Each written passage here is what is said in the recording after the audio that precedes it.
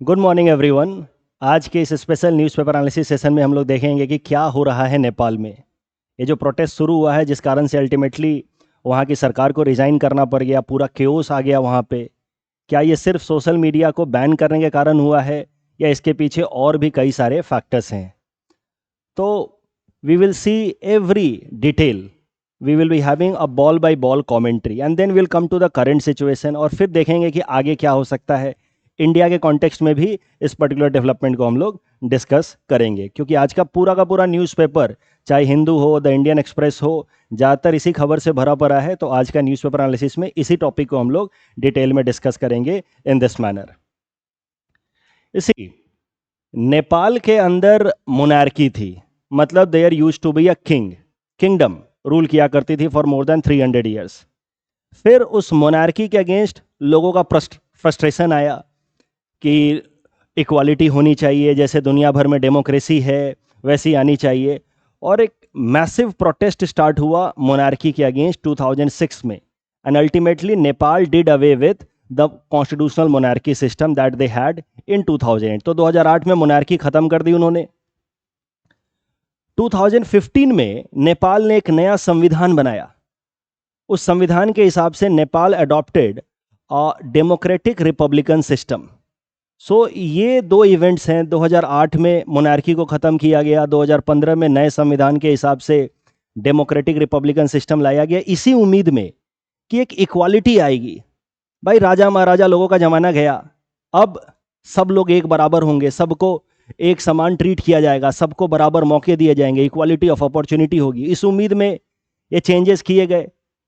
But 10 साल हो गए नए संविधान को अडॉप्ट किए हुए भी, बट नेपाल में स्थिति वैसी की वैसी ही है।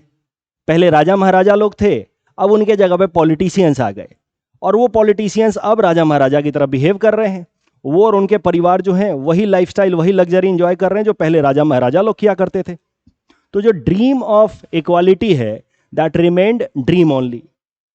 अभी इंडियन एक्सप्रेस में या द हिंदू में अलग अलग आर्टिकल छपे हैं नेपाल के अंदर इनइक्वालिटी कितनी है, या जो वहाँ पे आम जनता है उसका एक्सप्लॉइटेशन को हाईलाइट करने के लिए हर दिन लगभग 1000 नेपाली यूथ देश से बाहर निकलता है किसी और देश में जाकर के मीनियल वर्क करने के लिए, मेनली भारत में। Every day 1000 over a period of time. ये डेटा यहाँ पे इंडियन एक्सप्रेस में अमिताभ मट्टू साहब के इस आर्टिकल में आया था कि 4 लाख लोग पिछले 10 साल में बाहर निकले हैं।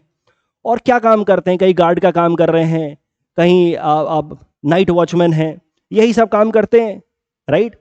और जो नेपाल के नए राजा महाराजा लोग हैं, सो कॉल्ड पॉलिटिशियंस, 4-5 ही परिवार है, केपी ओली और इनकी फैमिली, पीके दहाल, सम बहादुर देवबा, ये और 5-6 लोग हैं।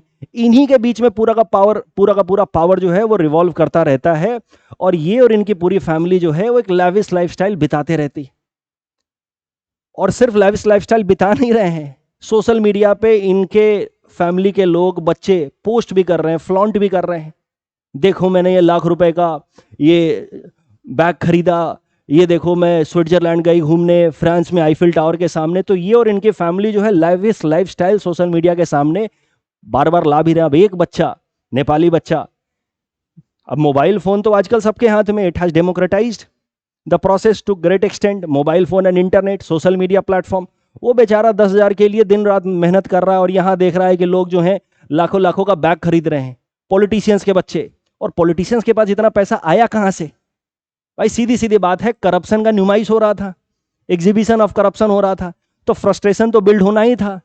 This frustration kept on building, और ये फ्रस्ट्रेशन जो है वो सोशल मीडिया प्लेटफॉर्म्स के थ्रू लोग वेंट आउट कर रहे थे, जो यंगस्टर्स हैं वेंट आउट कर रहे थे।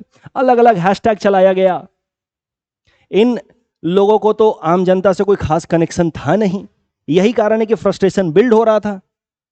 हैशटैग चलते थे, hashtag nepo kids, hashtag nepo babies, against the lavish lifestyle that was outcome of corruption. ये सब हैशटैग चल रहे थे। मेन सवाल था कि इतना सारा पैसा आ कहां से रहा है इन पॉलिटिशियंस या इनके फैमिली मेंबर्स के पास। लेकिन ये सब कुछ चल रहा था सोशल मीडिया प्लेटफॉर्म पे। अब सरकारों को लगा, पॉलिटिकल पार्टीज को लगा कि सोशल मीडिया प्लेटफॉर्म्स को रिस्ट्रिक्ट करना जरूरी है, बैन नहीं बट रिस्ट्रिक्ट करना। हर सरकार चाहती है कि सोशल मीडिया पे वही वीडियोज आए जो उनके बारे में वाहवाही करे। हर सरकार चाहती है कि सोशल मीडिया प्लेटफॉर्म्स उनके अंगूठे के नीचे रहे ताकि उनका पावर बना रहे, क्योंकि आज के टाइम में सोशल मीडिया जो है, it has emerged as a major power, it has emerged like a tsunami which is not going to go away, we have to learn to live with it. तो सरकारें चाहती हैं कि social media को अपने हिसाब से मैनिपुलेट करे। तो नेपाल की सरकार ने क्या किया, एक ऑर्डर निकाला कि जितने भी सोशल मीडिया प्लेटफॉर्म्स हैं उनको लोकली अपने आप को रजिस्टर करना होगा, सरकार को एक रिटन कमिटमेंट देना होगा कि जो भी वीडियो या कंटेंट सरकार बोलती है कि उनको रिमूव करना है फ्रॉम देयर प्लेटफॉर्म, वो उनको रिमूव करना होगा। अब सरकार ने तो ऑफिशियल वर्जन में ये कहा कि ये सब चीज़ हम इसलिए लेकर के आ रहे हैं ताकि मिस इन्फॉर्मेशन को कर्व कर सकें, फेक न्यूज़ को कर्व कर सकें, साइबर क्राइम, साइबर बुलिंग, अच्छी अच्छी बातें। उन्होंने एक अपने यहाँ के सुप्रीम कोर्ट के जजमेंट को भी दिखाया कि सुप्रीम कोर्ट ने भी डायरेक्टिव दिया है जी कि आप इस तरह के फेक न्यूज को रोकें। तो उसी डायरेक्शन को हम इंप्लीमेंट करने के लिए ये ऑर्डर लेकर के आए और सारे सोशल मीडिया प्लेटफॉर्म्स के लिए उन्होंने एक ऑर्डर रिलीज किया कि आपको रिटन कमिटमेंट देना है, सरकार जो कह रही है कंटेंट वो रखना है, जो सरकार को लगता है फेक है, फॉल्स है, वो हटाना है। ठीक है, अब कहने को तो ये किस लिए है, देश को बचाने के लिए, it is for national interest, but असल में it was to protect themselves, protect their family. हुआ क्या कि सोशल मीडिया प्लेटफॉर्म्स, कई सारे सोशल मीडिया प्लेटफॉर्म्स ने नेपाल सरकार के इस ऑर्डर को मानने से इनकार कर दिया, नहीं उस हिसाब से कंप्लाई किया उन्होंने। जब कंप्लाई नहीं किया तो फिर 4 सितंबर को नेपाल की सरकार ने तमाम 26 सोशल मीडिया प्लेटफॉर्म्स को बैन कर दिया, Facebook, Instagram, Reddit, YouTube ban कर दिया। और as I said, official version was that it is for national security, to curb fake information, to prevent cyber crime and ensure cyber security. But you all know it was mainly to protect themselves. अब आप सोचिए, social media platform पे कम से कम गुस्सा निकल जा रहा था यंगस्टर्स का, आपने उस प्लेटफॉर्म को भी बैन कर दिया। ये सबसे बड़ी गलती की उन्होंने। जैसे प्रेशर कुकर के अंदर सेफ्टी वाल्व कॉन्सेप्ट होता है कि भाई प्रेशर जब भी बिल्ट हो तो आप उसको अलाउ करें वेंट आउट होने के लिए, अदरवाइज क्या होगा, प्रेशर कुकर फट जाएगा। इंडियन हिस्ट्री में आपने सुना होगा कि इंडियन नेशनल कांग्रेस को ब्रिटिशर्स नहीं बनवाया 1885 में, विद होप कि एक प्लेटफॉर्म रहेगा जहां पे इंडियन लीडर्स आकर के भरपूर गाली देंगे ब्रिटिश सरकार को, तो उनका गुस्सा कम होगा, तो मास लेवल पे मूवमेंट ऐसा नहीं आएगा जो 1857 में आया था। अब इसी तरीके का सेफ्टी वाल्व का काम कर रहा था ये सारे सोशल मीडिया प्लेटफॉर्म। वहां पे यंगस्टर्स गाली देते थे, नेपो किड्स हैशटैग वगैरह चलाते थे, गुस्सा थोड़ा शांत होता था, इन्होंने वो भी बैन कर दिया।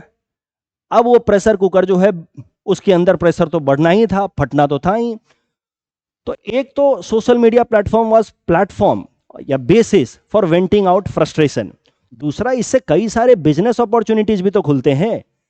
आप व्हाट्सएप के थ्रू कई सारी कंपनियां जो अपना कम्युनिकेशन करती हैं, पूरा का पूरा टूरिज्म जो है वो प्रमोट होता है यूट्यूब वीडियो से एंड ऑल। तो आपने उनके बारे में भी नहीं सोचा जिन लाखों लोगों का लाइवलीहुड जो इससे चलता है सोशल मीडिया प्लेटफॉर्म से, आपने बस अपने चक्कर में उसको भी बैन कर दिया। बैन इस उम्मीद में की होगी कि अभी बैन करेंगे फिर ये सोशल मीडिया वाले आएंगे कि नहीं नहीं सर हमें अलाउ करो, फिर उनको बोलेंगे हमारे रूल्स मानो, और सोशल मीडिया पूरे कंट्रोल में आते ही पूरा का पूरा पावर हमारे हाथ में आ जाएगा। That was the idea, but हो उल्टा गया, प्रेशर कुकर फट गया। नेपाल के अंदर हुआ क्या कि नेपाल के अंदर एक एनजीओ है हामी नेपाल, उसको रन करते हैं 35-36 साल के यूथ हैं सुडान गुरुंग जी। ये NGO mainly humanitarian services provide करती है अभी तक तो, कि भाई कहीं पे फ्लड आ गया, कहीं पे लैंड अर्थक्वेक आ गया तो वहाँ पे लोगों को हेल्प करना, लोगों को माल न्यूट्रिशन से बचाना, ये सब ह्यूमैनिटेरियन वर्क में ज़्यादातर अभी तक लगी हुई थी हामी नेपाल। बट हामी नेपाल ने इस बार बाकायदे एक प्रोटेस्ट अनाउंस किया, पीसफुल प्रोटेस्ट, शांति से प्रोटेस्ट करेंगे। और कौन प्रोटेस्ट करेंगे? यंगस्टर्स करेंगे अगेंस्ट द गवर्नमेंट। उन्होंने बाकायदे सरकार को बताया भी कि we are going to protest in peaceful manner, सरकार से परमिशन भी ली, प्रोटेस्ट होगा 8 सितंबर को, ऐसा उन्होंने कहा, मंडे को हम प्रोटेस्ट करेंगे। और सारे जो यंगस्टर्स हैं उनको उन्होंने रिक्वेस्ट किया कि आप पहुंचो, स्कूल बैग लेकर के आओ, यूनिफॉर्म पहन करके आओ, अपना टिफिन बॉक्स लेकर के आओ, किताबें लेकर के आओ, ताकि लगना चाहिए कि ये स्टूडेंट प्रोटेस्ट है, लेकिन प्रोटेस्ट होना चाहिए पीसफुल। ऐसा प्लान था हामी नेपाल और उनके लीडर सुडान गुरुंग जी का। इन्होंने साफ साफ कहा कि पॉलिटिकल पार्टी जिससे दूर रहेंगी, क्योंकि पॉलिटिकल पार्टी या उनके youth wing please do not participate in this, क्योंकि वो नहीं चाहते थे कि इसको पॉलिटिकल कलरिंग दी जाए और जनता का, खासकर यंगस्टर्स का दबाव बने सरकार के ऊपर कि सरकार जो है वो ट्रांसपेरेंट तरीके से और रेस्पॉन्सिबल तरीके से काम करे टुवर्ड्स द पीपल, जो मर्जी आए वो ना करे। अच्छा, ये इंफॉर्मेशन अबाउट दिस प्रोटेस्ट वो स्प्रेड हुआ मेनली टिकटॉक के थ्रू, क्योंकि टिकटॉक जो है वो बैन नहीं हुआ। इसमें आप चाइना का इन्फ्लुएंस भी कह सकते हैं, या फिर टिकटॉक ने काफी हद तक रूल्स फॉलो भी कर लिए थे। 2 साल 1.5 साल पहले ही उसने काफी सारे इस तरह के रूल्स जो नेपाल की सरकार अभी ला रही है वो ऑलरेडी वो फॉलो कर रहे थे, उन्होंने रिटर्न कमिटमेंट वगैरह दे दिया था और वर्चुअल प्राइवेट नेटवर्क के थ्रू भी इंफॉर्मेशन पहुंचाया गया। नेपाल की सरकार को लगा कि क्या ही प्रोटेस्ट होगा, इंफॉर्मेशन पहुंचेगा कैसे, लेकिन हजारों हजारों की संख्या में यंगस्टर्स 8 तारीख को यानी कि मंडे को आ गए, सड़कों पे उतर आए प्रोटेस्ट करने के लिए। अब सब कुछ पीसफुल तरीके से ही चल रहा था। मंडे को 10:30 बजे तक देखिए कैसे 1 से 2 दिन में पूरी सरकारें बदल जाती हैं। आप देखिए 2 दिन पहले 10:30 बजे तक सब कुछ पीसफुल चल रहा है, एकाएक से ये जो प्रोटेस्ट है वो वायलेंट हो गया। अब सरकार कह रही है कि प्रोटेस्टर्स के बीच में ही कुछ एंटी सोशल एलिमेंट्स थे जिन्होंने वायलेंस करना शुरू किया, बदले में फिर पुलिस को रिटेलिएट करना पड़ा। प्रोटेस्टर्स कह रहे हैं कि हम तो पीसफुल तरीके से जो प्रोटेस्ट कर रहे थे, पुलिस जो है एकाएक से एट्रोसियस हो गई। अब रियलिटी में क्या हुआ इसको वैलिडेट कर पाना थोड़ा कठिन है, लेकिन पीसफुल प्रोटेस्ट जो सुबह सुबह शुरू हुआ 8 साढ़े 8 बजे के आसपास 2 घंटे में हो गया वायलेंट, और वायलेंस इस लेवल तक पहुंचा कि गोलीबारी नेपाल की पुलिस ने शुरू कर दी। और ऐसा नहीं, देखिए पुलिस जब फायरिंग करती है तो मेनली उनका मोटिव क्या होना चाहिए, भीड़ को डराना और जो मॉब है उसको डिस्पर्स करना। उसमें अगर आपको फायरिंग करनी भी है तो आप हवा में फायरिंग करो, या तो फिर आप बहुत एक्सट्रीम सिचुएशन में पांव पे फायरिंग करो। यहां पे कुछ कुछ केसेज में तो सर पे गोली मारी है इन्होंने, सीने पे गोली मारी है, इनफैक्ट एक 12 साल के बच्चे को भी मारा इन्होंने। तो इनको लग रहा था कि 10-20 लोगों को मारेंगे तो यंगस्टर्स जो हैं घबरा जाएंगे, प्रोटेस्ट खत्म हो जाएगा। 19 लोग तो ऑफिशियल वर्जन है कि मारे गए हैं यंगस्टर्स, 400 से भी ज्यादा जो हैं वो इंजर्ड हुए। और यहां जाकर के नेपाल सरकार ने ऐसा कुछ कर दिया जिसके बाद there was no looking back, यहां से पीछे हट पाना अब संभव नहीं था। उन्होंने कुछ ऐसी चीज कर दी, भाई यंगस्टर्स मारे गए। अब ये जो प्रोटेस्ट है और वायलेंट हो गया। उन्होंने सोचा था कि घबरा करके ये डिस्पर्स हो जाएंगे, लेकिन ये प्रोटेस्ट और वायलेंट हो गया। नेपाल सरकार ने देखा शाम तक कि भाई ये तो और ज्यादा वायलेंट हो रहा है मूवमेंट, लोग जो हैं अब नेताओं के घरों के सामने घेराव कर रहे हैं। पहले तो ऑफिशियल बिल्डिंग्स पार्लियामेंट वगैरह के सामने प्रोटेस्ट हो रहा था, अब नेताओं के घरों के सामने घेराव हो रहा है, वहां भी प्रोटेस्ट हो रहा है। लोग जो है पुलिस फायरिंग से भी नहीं घबरा रहे। तो एक के बाद एक फैसले अनाउंस किए गए कि नहीं नहीं हम तो सोशल मीडिया पे बैन रिमूव कर रहे हैं जी। सोशल मीडिया पे ban was lifted Monday evening only.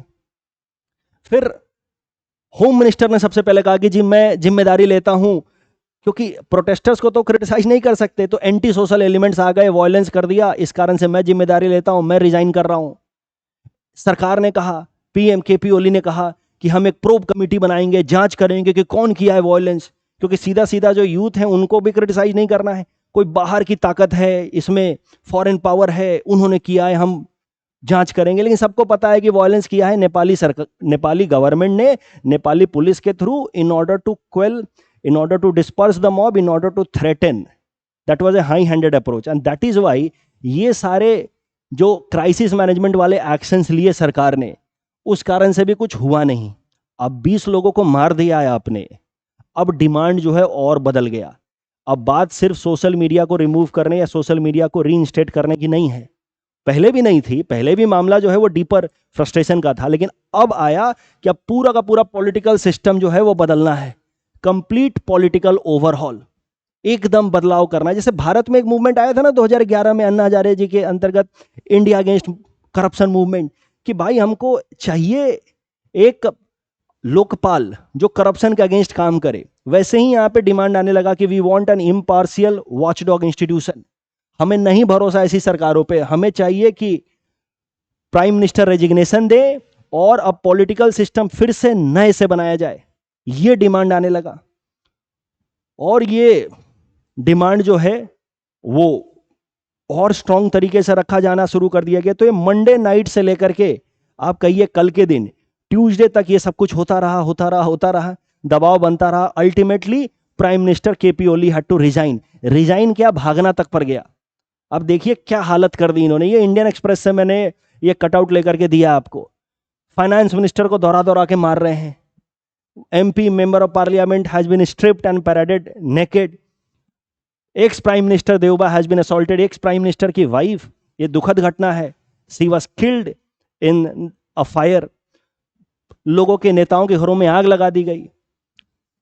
देखिए जब मॉब भड़कता है ना तो उसको फिर रोक पाना बड़ा कठिन हो जाता है। युवा और वायु जो है एक ही जैसे होते हैं। ये कई सारे हिंदी साहित्य में कहा गया है, युवा और वायु एक जैसे होते हैं। जब मंद मंद बहे तो सुखद प्लीजेंट, लेकिन वही अगर तेज हो जाए तो रौद्र हो जाता है, स्टॉर्म आंधी का रूप ले लेता है।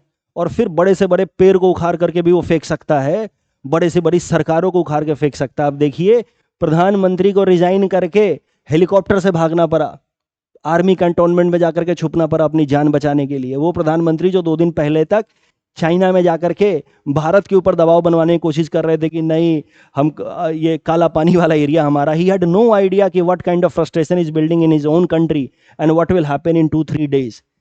भागना पड़ा। और ये प्रोटेस्ट इस लेवल तक बढ़ा कि कल इवनिंग तक प्रोटेस्टर्स ने पार्लियामेंट बिल्डिंग को भी आग लगा दिया। पार्लियामेंट बिल्डिंग को आग लगाना ये एक सिर्फ एक्शन की तरह आप देख सकते हैं या एक सिंबॉलिक जेस्चर की तरह भी आप देख सकते हैं। पार्लियामेंट बिल्डिंग को आग लगाने का मतलब है कि फ्यू पीपल आर डिमांडिंग कि पुराना ही सिस्टम अच्छा था, मोनार्क वाला ही अच्छा था, हमें वापस से राजा महाराजा वाला सिस्टम लाओ। जो किंग ज्ञानेंद्र थे जिनको फोर्सफुली हटाया गया था 2006 के प्रोटेस्ट के बाद, मैंने स्टार्टिंग में बताया आपको कि 2008 में constitutional monarchy was done away. अब सारे प्रोटेस्टर्स नहीं, ऐसा नहीं है। देखिए प्रोटेस्ट जब बढ़ता है तो उसमें लोगों के ओपिनियन भी डिवाइडेड होते हैं। से इंडिया अगेंस्ट करप्शन मूवमेंट में भी अन्ना हजारे जी अलग रास्ते पे चले, अरविंद केजरीवाल जी अलग रास्ते पे चले। यहां पे भी प्रोटेस्टर्स में से कुछ एक प्रोटेस्टर्स है, नाउ दे आर डिमांडिंग कि पुराना सिस्टम वापस लाओ, किंग सिस्टम कॉन्सेप्ट लाओ, मोनार्की वापस लेकर के आओ। अब सवाल यह है कि who is in charge now in Nepal, वहां हो क्या रहा है। सच्चाई यह है कि there is no clear answer to this. Even newspapers and media channels they don't know who are reporting from there कि कौन वहां चार्ज में है, क्योंकि ये जो सिचुएशन है अनप्रेसिडेंटेड है। इसके पहले तो ऐसा हुआ नहीं था, ना संविधान में ऐसा कुछ लिखा गया कि ऐसा कुछ हो जाए तो क्या करेंगे। ये संविधान में चीजें लिखी रहती हैं कि अगर प्रेसिडेंट की डेथ हो जाए तो vice president will take assume power and like that, but ऐसा तो कभी लिखा नहीं था कि इस तरीके का प्रोटेस्ट हो जाए तो क्या करना है। आर्मी चीफ ने कहा है कि भाई हम लोग पीसफुल तरीके से नेगोशिएशन कराएंगे पॉलिटिकल पार्टीज और प्रोटेस्टर्स के बीच में, but army has itself not grabbed the power. Pakistan होता तो आर्मी मौका उठा करके, फायदा उठा करके, अपॉर्चुनिस्टिक तो है ही Pakistani army, they would have grabbed the power. But Nepal में कम से कम थैंकफुली ऐसा नहीं हुआ है। लोग जो डिमांड कर रहे हैं कि नहीं किंगशिप लाया जाए वापस से, तो इस कारण से farmer king Gyanendra has also intervened. उन्होंने भी कहा है कि ठीक है एक पीसफुल सॉल्यूशन को हम लोग एक्सप्लोर करने की कोशिश करेंगे। मोस्ट लाइकली होगा क्या, जैसे बांग्लादेश में हुआ था, एक एंटरिम सरकार बनाई जाएगी जैसे अभी वहां चल रही है मोहम्मद यूनुस के अंतर्गत, और फिर धीरे धीरे एक पीसफुल सॉल्यूशन एक्सप्लोर किया जाएगा। सो मोस्ट प्रोबेबली एक सरकार 3-4 दिनों में बन करके आएगी। बट अच्छी बात यह है यहां पे, अगर आप लास्ट ईयर के बांग्लादेश प्रोटेस्ट और इस बार के नेपाल प्रोटेस्ट को कंपेयर करें तो अच्छी बात यह है यहां पे कि नेपाल की सरकार ने 1 से 2 दिन में ही काफी सॉफ्ट स्टैंड ले लिया है, और यही कारण है कि ये इतना वॉयलेंट नहीं हुआ है जितना बांग्लादेश के अंदर हो गया था। शेख हसीना जी को तो देश छोड़ के भागना पड़ गया था, राइट। वहां पे काफी महीनों से प्रोटेस्ट चल रहा था, माना जाता है कि 1500 से भी ज्यादा लोगों को मारा गया, जो यहाँ पे 19 से 20 यंगस्टर्स मारे गए हैं। सो शेख हसीना जी ने वो प्रेशर ज्यादा टाइम तक लगाए रखा। कारण सेम है, यंगस्टर्स का फ्रस्ट्रेशन, भाई यंगस्टर्स को नौकरी नहीं मिलेगी, इकोनॉमिक अपॉर्चुनिटीज उसको नहीं मिल पाएगा, उसके वॉइस को दबाया जाएगा, तो यंगस्टर तो फटेगा ही। तो बांग्लादेश के अंदर ये काफी टाइम से चल रहा था, 4-5 महीनों से। That is why the explosion was louder, it was severe. ऐसा ही कुछ प्रोटेस्ट श्रीलंका में भी देखने को मिला था 2022 में। वहां पे भी लोग जो हैं उनके लेजिस्लेटिव बॉडी के अंदर घुस करके तोड़फोड़ कर दिए। President also had to flee in 2022। तो मुद्दा यह है कि जहां पे भी यंगस्टर्स को दबाने की कोशिश होगी, युवा को दबाने की कोशिश होगी, युवा जो है वो जब फटेगा तो किसी के कंट्रोल में नहीं आएगा। This is a learning that every government has to take. They have to remain honest and they must also appear honest in the age of social media, क्योंकि सोशल मीडिया के जमाने में कुछ भी छुपा हुआ नहीं है, किसी से बचा हुआ नहीं है। सबसे अच्छी बात क्या है जानते हो?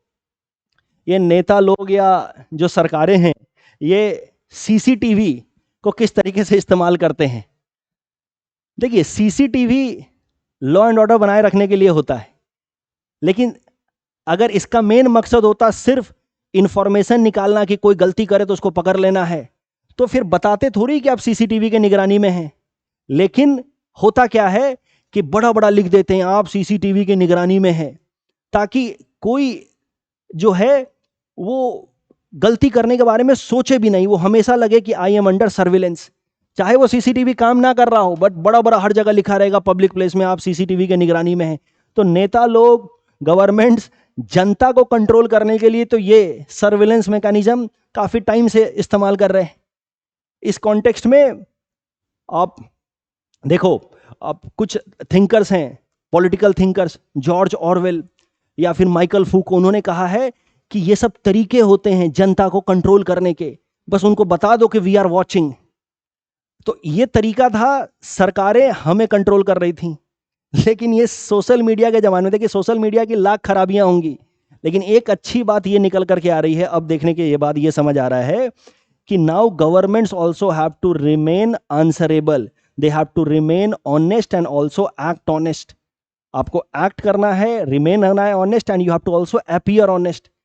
आप अगर कुछ भी गड़बड़ करोगे, आपको सीधा सीधा कोई नहीं बोलेगा, वीडियो बना लेगा, फोटो खींच लेगा, डाल देगा सोशल मीडिया प्लेटफॉर्म पे, और फिर बवाल मच जाएगा। याद है ना दिल्ली के अंदर क्या हुआ था? आईएएस कपल, उन्होंने पूरा स्टेडियम खाली करा दिया अपने कुत्ते को टहलाने के लिए। किसी ने कुछ उनको वहां कन्फ्रंट नहीं किया, फोटो खींच के डाल दिया। दे वर अर्लियर ट्रांसफर्ड, और फिर खबर तो यह है कि एक को इनमें से सरकार ने वीआरएस भी दे दिया। मजबूरी है। सो सीसीटीवी की मदद से सरकारें हमें कंट्रोल कर रही थी, लेकिन एक अच्छी बात यह है कि ना सोशल मीडिया के मदद से अब हम भी सरकारों को कंट्रोल कर सकते हैं। और सरकारें अगर फिर भी ना सीखें और अपने करप्शन का नुमाइश करेंगे, एग्जीबिशन करेंगे जैसे नेपाल में हुआ, तो फिर क्या होगा? वायलेंट प्रोटेस्ट हो सकता है। So that is one positive thing that I can see from this Nepals protest. But I just hope कि आने वाले टाइम में ये प्रोटेस्ट जो है वो पीसफुली सेटल डाउन हो जाए और एक वहाँ पे पीसफुल रिजोल्यूशन के साथ आगे नई सरकार बने और वहाँ पे भी डेमोक्रेटिक सिस्टम जो है रियल सेंस में स्टैब्लिश हो पाए। Thank you everyone. इस केस में जो भी और डेवलपमेंट होगा हम आगे न्यूज़पेपर एनालिसिस में देखते रहेंगे।